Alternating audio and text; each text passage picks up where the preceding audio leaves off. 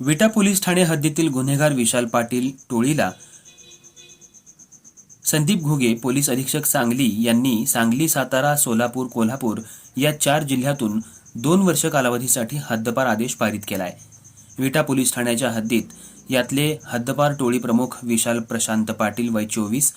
राहणार शाहूनगर विटा, तालुका खानापूर, जिल्हा सांगली, तसंच अमरजित अनिल क्षीरसागर वय 22, अमृत राजेंद्र काळोखे वय 24, शुभम महेश कोळी वय 25, किसन राजेंद्र काळोखे वय 30, विजय राजेंद्र काळोखे वय 25, सागर देवेंद्र गायकवाड वय 27, सर्व राहणार विटा या टोळीविरुद्ध सन 2019 ते 2023 या कालावधीमध्ये बेकायदेशीर जमाव जमवून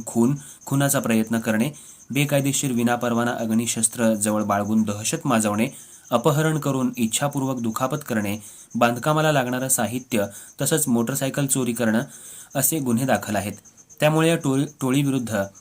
महाराष्ट्र पोलीस अधिनियम सन 1951 कायदा कलम 55 अन्वये प्रभारी अधिकारी विटा पोलीस ठाणे यांनी पोलीस अधीक्षक सांगली यांना प्रस्ताव सादर केला होता. प्रस्तावाचं अवलोकन करून टोळीविरुद्ध महाराष्ट्र पोलीस अधिनियम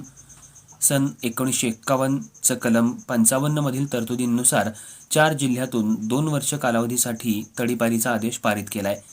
या कारवाईत संदीप घुगे पोलीस अधीक्षक सांगली, रितू खोकर अप्पर पोलीस अधीक्षक सांगली यांच्या मार्गदर्शनाखाली पोलीस निरीक्षक सतीश शिंदे, स्थानिक गुन्हे अन्वेषण शाखा सांगली, शरद मेमाणे, पोलीस निरीक्षक विटा पोलीस ठाणे, police head constable Amol Aydale, police head constable Amar Narale, police head constable Deepak Gatte, स्थानिक गुन्हा अन्वेषण शाखा सांगली, तसंच police constable Vilas Mohite, police constable Vaibhav Koli Vita police Thane यांनी भाग घेतला.